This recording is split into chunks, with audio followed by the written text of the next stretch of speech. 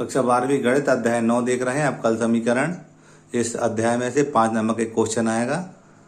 उन 5 नंबर के क्वेश्चनों को देख रहे हैं जो प्रश्न बैंक में अंकित हैं। पहला क्वेश्चन था सत्यापित कीजिए कि फलन y बराबर की घात ऋण 3x अवकल समीकरण डी स्क्वायर y बटे डी स्क्वायर धन डी वाई बटे डी एक्स धन ऋण 6y बराबर 0 का एक हल है। सबसे पहले इस सवाल करने के लिए हम फलन को लिखते हैं। फलन को लिखा हमने y बराबर e की पावर माइनस 3x। अवकलन करेंगे दोनों पक्षों का x के सापेक्ष। अवकलन करने पर तो dy बटे dx बराबर d बटे dx e की पावर माइनस 3x। जो फलन दिया उसको समीकरण नंबर 1 कह दिया हमने।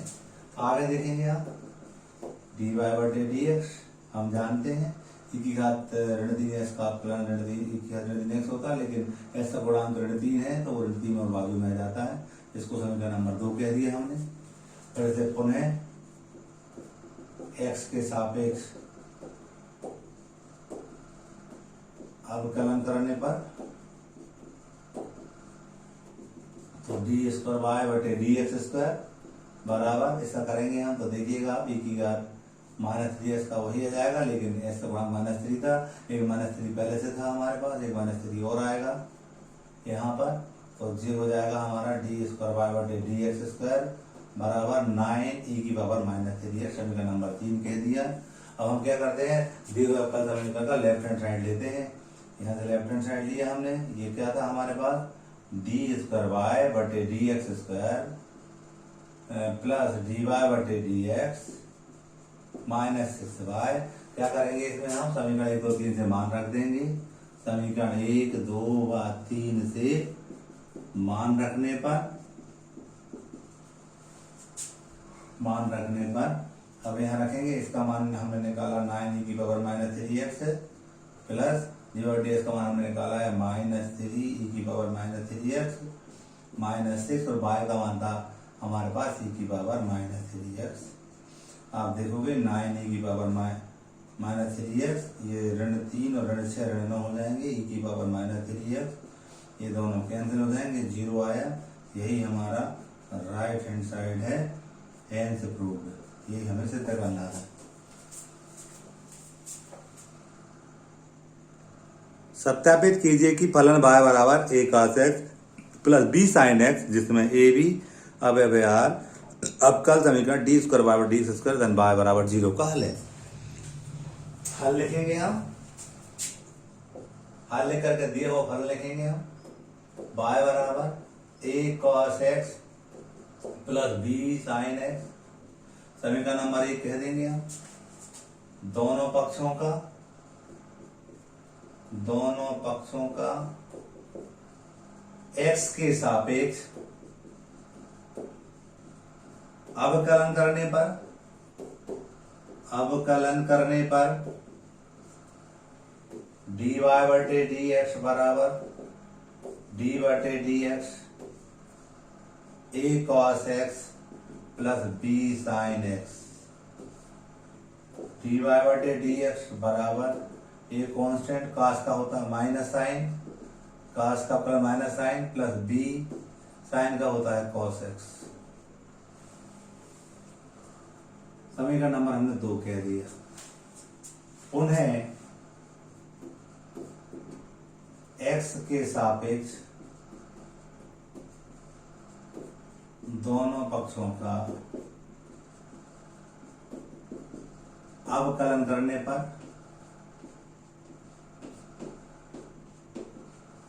इसको लिखेंगे डी स्क्वायर वाई बटे डी एक्स स्क्वायर बराबर माइनस ए साइन का अवकलन करेंगे तो चलो एक बार लिख देते हैं डी बटे D x minus A sine X plus B cos X. D square Y बटे डी एक्स स्क्वायर बराबर माइनस ए साइन के करेंगे तो कॉस एक्स हो जाएगा। अब देखेंगे आगे कि बी पास करेंगे तो माइनस साइन हो जाएगा। समीकरण नंबर हमारा 3 बन गया। अब हम लेते हैं लेफ्ट हैंड साइड। LHS लिया हमने। क्या था हमारे पास, डी स्क्वायर वाई बटे D x square plus y था। क्या करेंगे, समीकरण 1 से और 3 से मान रख देंगे इसमें। समीकरण 1 व 3 से मान रखने पर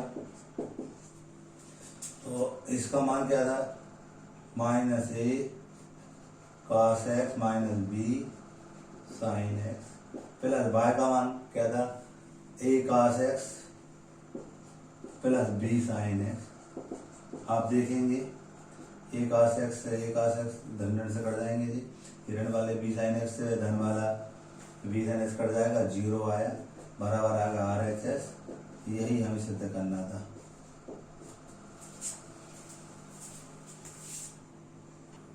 समीकरण सवाल नंबर 3, वक्रों के कुल y बराबर a sin x plus b जिसमें a और b स्वयं अचर है को निरूपित करने वाले अवकल समीकरण को ज्ञात कीजिए। इस सवाल को करने के लिए फलन को लिखते हैं और फलन लिखने के बाद इसका हम उत्तरोत्तर अवकलन करते हैं और a b रहित हम अवकल समीकरण बनाते हैं, वही हमारा अवकल समीकरण होगा। तो हल लिखेंगे हम, हल लिखने के बाद फलन को लिखा y बराबर a sin x plus b समीकरण नंबर 1 कह दिया। दोनों पक्षों का x के सापेक्ष अवकलन करने पर तो dy/dx इधर लिखेंगे a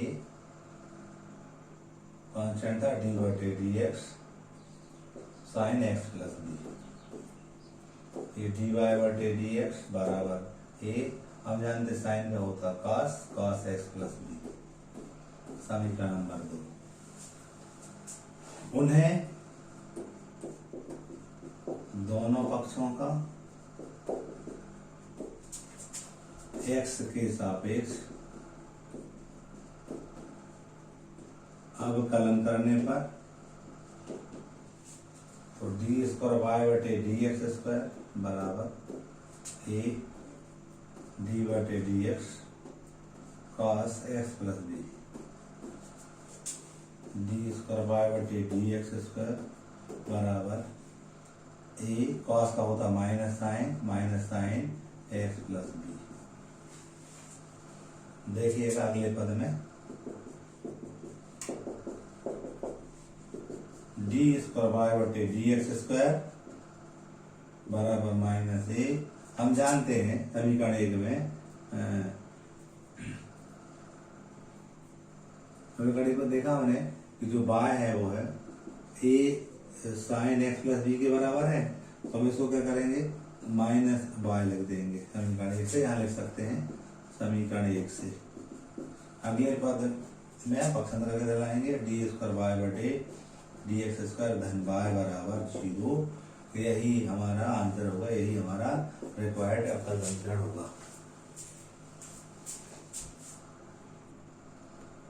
अवकल समीकरण d/dx बराबर x धन 1/2 ऋण y बराबर नहीं 2 का व्यापक हल ज्ञात करो। व्यापक हल ज्ञात करने के लिए हम सबसे पहले दिए हुए अवकल समीकरण को लिखते हैं। d/dx बराबर x धन 1/2 ऋण y। हम क्या करते हैं, चरों के पृथक्करण विधि से इसमें x और dx वाले पदों को एक साथ कर लेते हैं तेरे गुणा पक्षांतर के माध्यम से, और y dy वाले को एक साथ कर लेते हैं।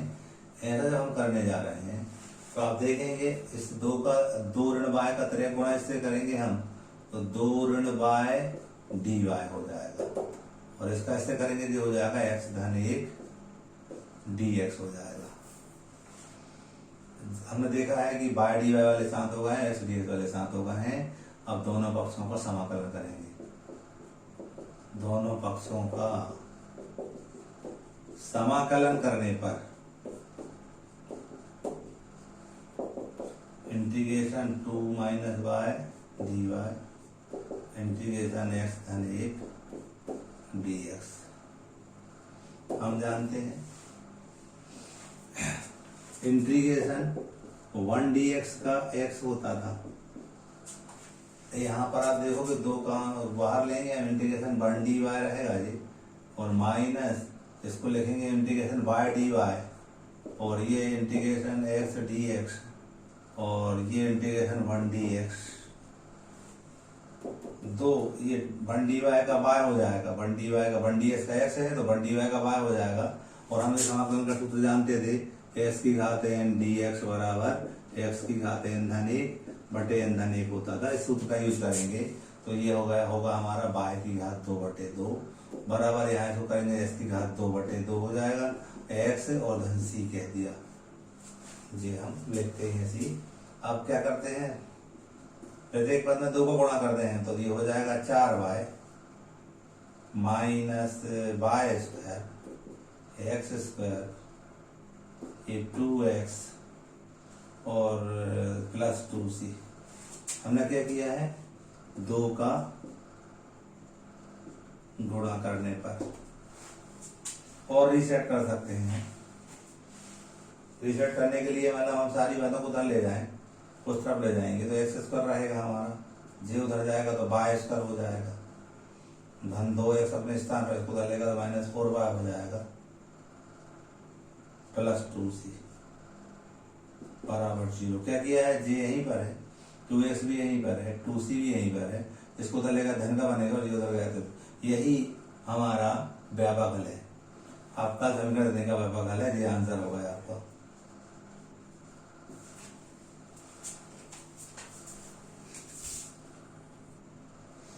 सवाल नंबर 5, आपका समीकरण डी और डी एक्स बराबर एक धन वाई की घात 2 बटे एक धन एक्स की घात 2 का व्यापक हल ज्ञात करो। इसका व्यापक हल ज्ञात करने के लिए सबसे पहले आपका समीकरण को लिखते हैं। हल लिखा, डी वाई बटे डी एक्स बराबर एक धन वाई की घात 2 बटे एक धन एक्स की घात 2, समीकरण 1 कह सकते हैं। अब क्या करते हैं, हम चारों की पृथक्करण विधि से इसको हल करेंगे, इसका व्यापक हल ज्ञात करेंगे। अब पृथक्करण क्या होता है कि हम पक्षांतर तिर्यक गुणा के माध्यम से एक्स डी एक्स वाली बात एक साथ कर लेते हैं और वाई डी वाई वाली बात एक साथ कर लेते हैं। तो आप देखेंगे डी वाई अपने स्थान पर है, मैं इसको इधर लाऊंगा पक्षांतर से, एक धन वाई की घात 2 हो जाएगा, तो यहाँ ये डी एक्स उधर जाएगा तो ये डी एक्स बटे एक धन एक्स की घात 2 हो जाएगा। चरों का पृथक्करण होगा, डी वाई और डी वाई वाले पद एक साथ और वाई एक्स और डी एक्स वाले पद एक साथ हो गए हैं। अब दोनों पक्षों का समाकलन करने पर समाकलन करेंगे तो इंटीग्रेशन 1/1 धन वाई की घात 2 डी वाई ऐसा लिख सकते हैं। इसको हम इंटीग्रेशन 1/1 प्लस एक्स की घात 2 डी एक्स लिख सकते हैं। हम जानते हैं समाकलन के सूत्र से integration 1/1 plus x square D x बराबर, ये हमारा होता था tan इनवर्स एक्स प्लस सी। तो इसको क्या करेंगे हम, ये सूत्र लग जाएगा हमारा tan inverse by is equal to tan inverse X plus C. यही समीकरण 1 का व्यापक हल है, हो गया ये क्वेश्चन नंबर 5 हो गया। क्वेश्चन नंबर 6, अवकल समीकरण डी ओवर डी एक्स बराबर -4x वाई स्क्वायर का विशिष्ट हल ज्ञात कीजिए यदि y बराबर 1 जब x बराबर 0 हो। क्या करेंगे हम, सबसे पहले इसका व्यापक हल निकालेंगे और x बराबर 0 y बराबर 1 रख करके वो सी रहता है उसका मान निकाल के सी के मान को वापस रखेंगे तो हमें विशिष्ट हल मिलेगा। हल लिखेंगे और डी वाई बटे डी एक्स बराबर -4x वाई स्क्वायर, समीकरण नंबर 1 कह दिया। हम छोटे अक्षर विभाजक के माध्यम से त्रिकोण पक्षांतर के माध्यम से हम इसमें एक्स वाले पद और डी एक्स वाले पद एक साथ करते हैं और वाई और डी वाई वाले पद एक साथ करते हैं।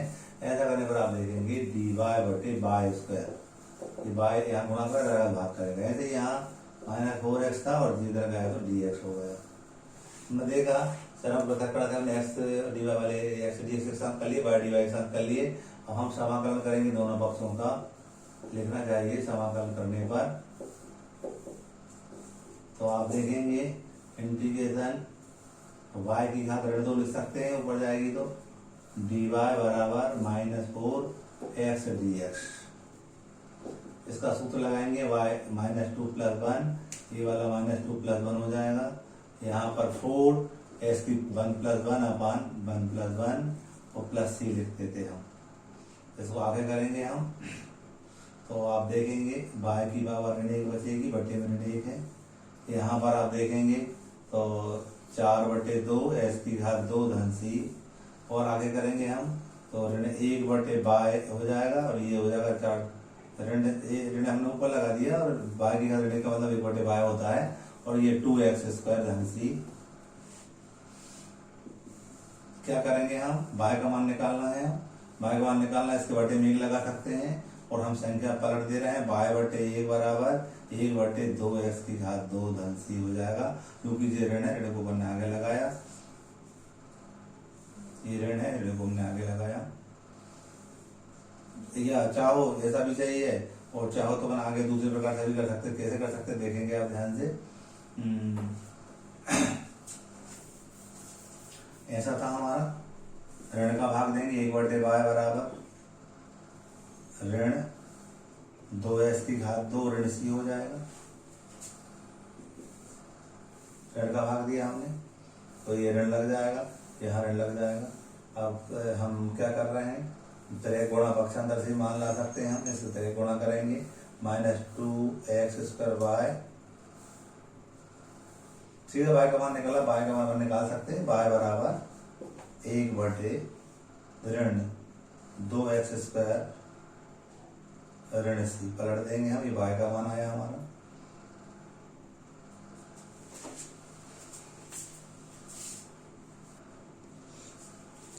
वाई मिस्टेक, ये माइनस था, ये माइनस मुझसे यहाँ छूट गया था धोखे से, ये माइनस है, माइनस लगाएंगे, यहाँ माइनस जाएगा,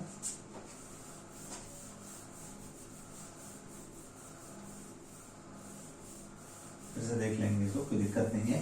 देखिएगा, ये हमने जरा रख दिया, बाय वाले और बाय डी बाय एक साथ होगा, एक्स डी एक्स एक साथ होगा, यहाँ पर सूत्र लगा रहे थे हम, -2 + 1 हो जाएगा, ये -2 + 1 हो जाएगा, बाय मिस्टेक में -4 माइनस छूट गया था, 4x²/2 लिख देंगे, धन सी लिख देते हम, इसको हल करेंगे हम, तो ये बाय की घात ऋण 1/1 आएगा, यहाँ पर भाग देंगे तो ऋण 2x की घात 2 धन सी लिखेंगे हम। अब इसको लिख पाएंगे हम ऋण 1/बाय, इसको लिख पाएंगे -2x की घात 2 धन सी, क्या करेंगे, ऋण का भाग देंगे हम, तो 1/बाय बराबर 2x² - सी हो जाएगा, इसको पलट के लिखेंगे, या हम कह सकते हैं, इसको पलट सकते हैं बाय का मान निकालने के लिए, बाय बराबर 1/2x की घात 2 ऋण सी, ये समीकरण हमारा 2 बन गया। क्या करना है हमें, x समीकरण 2 में यहाँ लिखेंगे, समीकरण 2 में x बराबर 0 तथा y बराबर 1 रखेंगे, हम 1 रखेंगे तो हमें c का मान मिलेगा, तो यहाँ रख रहे हैं हम y बराबर 1/2x² - सी था, y का मान हमें 1 रखना है, 1 रखा, बराबर 2x का मान 0 रखना है, तो ये 0 का वर्ग -c, आगे करेंगे हम 1 बराबर 1, 0 हो जाएगा, -c, या हम त्रिक गुणा कर देंगे हम, तो c बराबर ऋण 1 आया। इस मान को हम समीकरण नंबर 2 में c बराबर ऋण 1 रखेंगे, रखने पर हमें विशिष्ट अचर हल मिलेगा, y बराबर 1/2 s की घात 2 - c का मान -1 है, तो y बराबर 1/2 s की घात 2 धन 1, ये हमारा आंसर होगा, यही विशिष्ट हल होगा दिए हुए अवकल समीकरण का। क्वेश्चन नंबर 7, बिंदु ऋण 2, 3 से गुजरने वाले ऐसे वक्र का समीकरण ज्ञात कीजिए जिसके किसी बिंदु x y पर स्पर्शरेखा की प्रवणता 2x/y² है। हल लिखेंगे, हम जानते हैं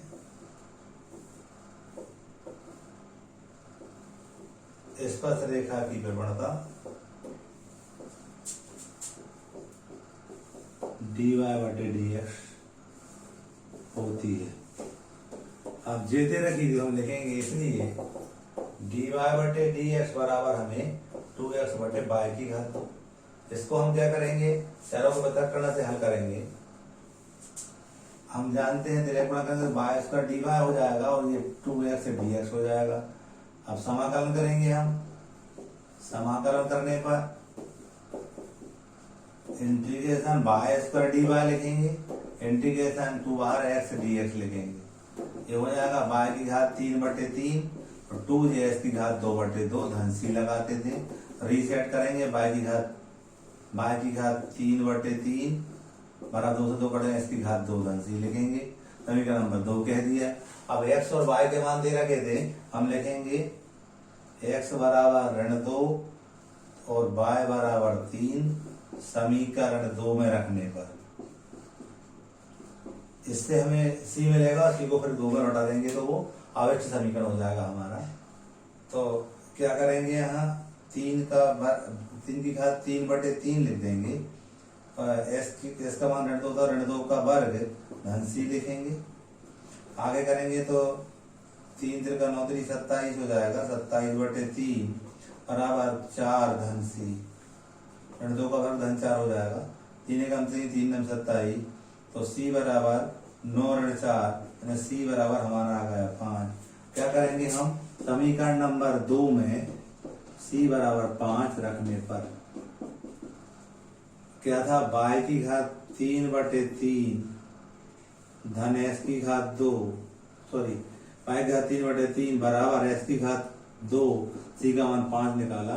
यही हमारा अवशिष्ट समीकरण होगा।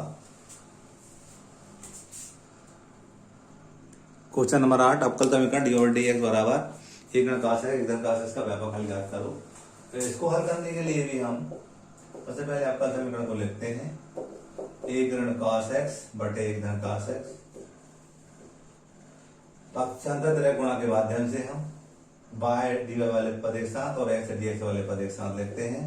तो आप देखेंगे dx का उधर त्रिक गुणा कर देंगे हम, तो एक ऋण cos x, धन cos x इंटू dx लिखेंगे इसको हम।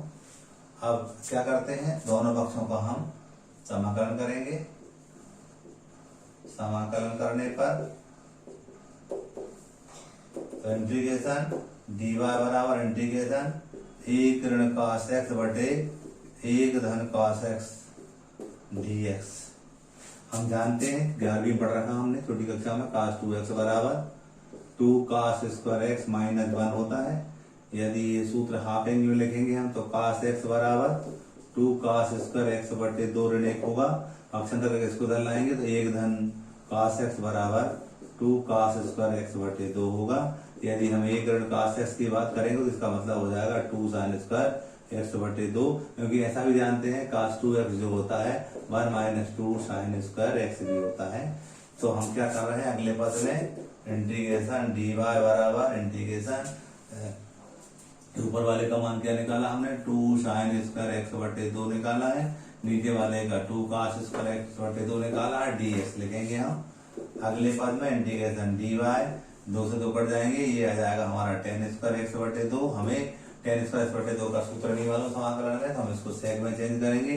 सर्व समीकरण पर रखी थी 1 प्लस tan स्क्वायर x बराबर, हम जानते हैं वो sec स्क्वायर x होता है, तो इसको हम लगाएंगे। अगले पद में इंटीग्रेशन dy बराबर इसको लिख पाएंगे हम सेक स्क्वायर, पक्षांतर से अपन देखेंगे सेक स्क्वायर x बटे 2 माइनस 1 लिख पाएंगे हम। इससे मान निकाल के उधर जाएगा तो सेक स्क्वायर x बटे 2 माइनस 1 लिख पाएंगे। हम जानते हैं 1 dy का बाय हो जाएगा, और यहाँ पर हम जानते हैं ये इसका हो जाएगा tan x बटे 2, कॉन्स्टेंट x का गुणक 1/2 था, वो अपान में चला जाता समाकलन में, और 1 dx का x हो जाएगा और धन c लगाएंगे। अगले पद में y बराबर ये 2 ऊपर जाएगा तो 2 tan x बटे 2 माइनस x प्लस c, यही हमारा व्यापक हल होगा। दिए हुए अवकल समीकरण का ये व्यापक हल होगा। क्वेश्चन नंबर 9, अवकल समीकरण dy/dx बराबर √4 माइनस y² का व्यापक हल ज्ञात कीजिए। हल लिखेंगे हम dy/dx √4 माइनस y²। पक्षांतर त्रिक गुणा के माध्यम से हम y dy वाले पदों को साथ लिखेंगे, इसको इधर लाएंगे तो 1/4 माइनस y² dy, ये त्रिक गुणा से जाएगा dx हो जाएगा। अब समाकलन करेंगे दोनों पक्षों का हम। समाकलन करने पर इंटीग्रेशन बना पर √4 माइनस y² dy बराबर इंटीग्रेशन dx। इस 4 को हम 2 का स्क्वायर ले सकते हैं, 2 का स्क्वायर लग दिया। हम जानते हैं समाकलन पढ़ रखा इंटीग्रेशन बना पर √a² माइनस x² dx बराबर ये होता था sine inverse x plus c। ऐसा हम सूत्र जानते थे, हो जाएगा हमारा sine inverse y one D S का एक्स प्लस सी। आप देखेंगे कि यहाँ पर हम इसको आगे करेंगे। आगे करने के लिए आप देखोगे एक्स अपान ए होता, सॉरी यहाँ एक्स अपान ए होता, तो हम यहाँ पर बाय अपान 2 लिखेंगे। ये हमने ये देखा है कि ए इस पर था, तो ये एक्स अपान ए हो जाएगा। वही मिस्टेक मुझसे ए नहीं लिख पाया था मैं। अब ये भी सही है आंसर, इसको आगे भी कर सकते हैं हम। y/2 बराबर इसको लिख सकते हैं हम साइन एक्स प्लस सी लिख सकते हैं, या अपन तेरे गुणा 2 का कर देंगे। y बराबर 2 साइन एक्स प्लस सी, ये हमारा दिए हुए पद समीकरण का व्यापक हल होगा। ठीक है। क्वेश्चन नंबर 10, आपका समीकरण e की घात x धन e की घात ऋण x dy बराबर dy ऋण e की घात x ऋण e की घात ऋण x dx बराबर 0 का व्यापक हल ज्ञात कीजिए। हल करने के लिए उस आपका समीकरण को लिखते हैं हम e की पावर x प्लस e की power minus x dy minus e की पावर x माइनस e की पावर माइनस x dx बराबर 0। सबसे पहले हम चारों को पृथक्करण करते हैं, इन्हें बाय dy वाले एक साथ और x dx वाले एक साथ करते हैं पक्षांतर गुणा के माध्यम से। e की घात x e की घात ऋण x dy बराबर पक्षांतर उधर ले गए तो ये हो जाएगा e की पावर x माइनस e की पावर माइनस x dx। अगले पद में dy बराबर e की पावर x e की पावर माइनस e की पावर माइनस x बटे e की पावर x प्लस e की पावर माइनस x dx। ये गुणा कर रहा है, इधर आएगा तो भाग करेगा। अब समाकलन करेंगे हम दोनों पक्षों का। समाकलन करने पर इंटीग्रेशन dy बराबर इंटीग्रेशन e की पावर x माइनस e की पावर माइनस x बटे e की पावर x प्लस e की पावर माइनस x dx। हम इसे प्रतिस्थापन विधि से हल करेंगे समाकलन को। इधर मान रहे हैं राइट हैंड में माना e की घात x e की घात ऋण x बराबर t। हम जानते हैं e की घात x का अपना e की घात x होता है, इसका e की घात ऋण x का ऋण e की पावर ऋण e की घात ऋण x होगा, x का dx होगा और t का dt होगा। तो अगले पद में हम क्या करेंगे, dy लिखा इंटीग्रेशन dy बराबर ये 1/t dt लिखा। हम जानते हैं 1 dy का बाय हो जाएगा, इसका हो जाएगा log t प्लस c। अब t का मान हम लौटा देंगे यहाँ, y बराबर log t का मान था हमारे पास e की घात x ऋण e की पावर ऋण x, मॉड के अंदर लिखते हैं इसको हम, ये लिखा हमने। यही हमारा दिए हुए आपका समीकरण का व्यापक हल होगा।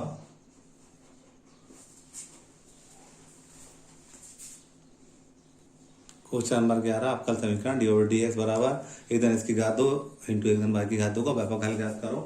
हल करने के लिए सबसे पहले आपका समीकरण लिखते हैं और फिर चरों को पृथक्करण से हम उसको चरों को अलग अलग कर लेते हैं और करने के बाद समाकलन करते हैं और समाकलन करने के बाद हमें व्यापक हल प्राप्त हो जाता है।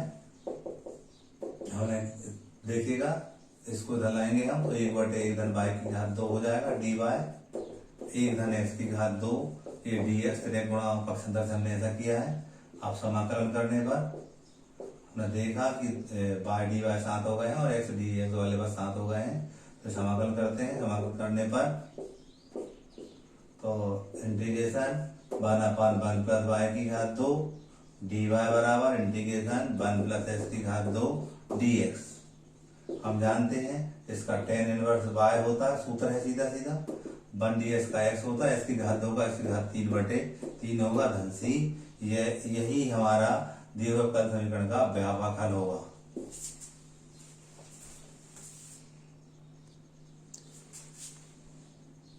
क्वेश्चन नंबर 12, अवकल समीकरण e की घात x tan y dx धन 1 माइनस e की घात x sec square y dy बराबर 0 का व्यापक हल ज्ञात कीजिए। इसको करने के लिए हम चारों पृथक्करण का विधि का यूज करेंगे। हल लिखा हमने, हल लिख करके e की power x tan y dx धन 1 माइनस e की power x sec square y dy बराबर 0। पक्षांतर करेंगे हम, e की power x tan y dx। चाहो तो हम इस वाले पद को उधर ले जा रहे हैं, इसको यहाँ ले रहे हैं। 1 माइनस ई की power x sec square y dy बराबर माइनस ई की power x tan y dx। पक्षांतर किया हमने। अब देखेंगे आप sec स्क्वायर वाई dy, फिर पक्षांतर कर रहे हैं, इसको दल ला रहे हैं, tan y हो जाएगा माइनस ई की पावर x, इसको दल लेगा तो 1 माइनस ई की पावर x dx। हमने देखा y dy वाले एक साथ है, x dx वाले एक साथ हो गए हैं। अब समाकलन करेंगे हम। समाकलन करने पर तो यहाँ पर इंटीग्रेशन लगाएंगे, sec स्क्वायर वाई dy ये tan y dy बराबर इंटीग्रेशन ऋण बाहर ले जाइए e की पावर x 1 माइनस e की पावर x dx। प्रतिस्थापन विधि करेंगे, समाकलन करना बनेगा माना tan y बराबर p मान लिया तो ये हो जाएगा sec स्क्वायर बाय dy बराबर dp हो जाएगा। इसको लिखेंगे हम 1/p dp। इस तरफ वाले को मान लिया 1 माइनस ई की पावर x बराबर q मान लिया तो ये हो जाएगा हमारा माइनस ई की पावर x dx बराबर dq हो जाएगा। अगले पद में आप देखोगे माइनस ये वाला आया था और ये की घात इसका वही होता, 1 में कांस्टेंट का 0 हो गया था, इसका dx हो गया था। तो ये जो बात है ये वाली dp बन जाए dq बन जाएगी तो 1/q dq। अब देखेंगे आप देखेंगे इस बात को कि इसको मान रहे थे हम ऋण, देखना ध्यान से कि ये 1 का ये 1 है, e की पावर ये माइनस है, ये पूरा अपना इतना बन गया है। आगे करेंगे इसको तो ये हम जानते थे इंटीग्रेशन 1/x dx बराबर हम जानते थे log x होता है। इस सूत्र का हम यूज करके इस सवाल को आगे हल करने जा रहे हैं। ये हमारा जाएगा log p, इसको लिख दिया हमने log p बराबर, इसको लिख दिया log q, क्योंकि log के बराबर है तो log c कांस्टेंट ले सकते हैं, c भी ले सकते थे हम। अगले पद में log p का मान क्या हमारे पास, p का मान हमने माना था tan y, यहाँ पर log q का क्या मान माना था हमने 1 माइनस ई की power x plus log c। इसको हम ले सकते हैं log tan y बराबर log 1 माइनस ई की पावर x इंटू सी ले सकते हैं। हमने को सूत्र मालूम था log m plus log n बराबर log mn होता है। इस बात का यूज किया हमने, दोनों तरफ से log हटा देंगे हम तो बचेगा हमारे पास tan y बराबर 1 माइनस ई की पावर x c। यही दिए हुए अवकल समीकरण का व्यापक हल होगा। इससे आगे वाले सवाल अगले वीडियो में आपको मिलेंगे।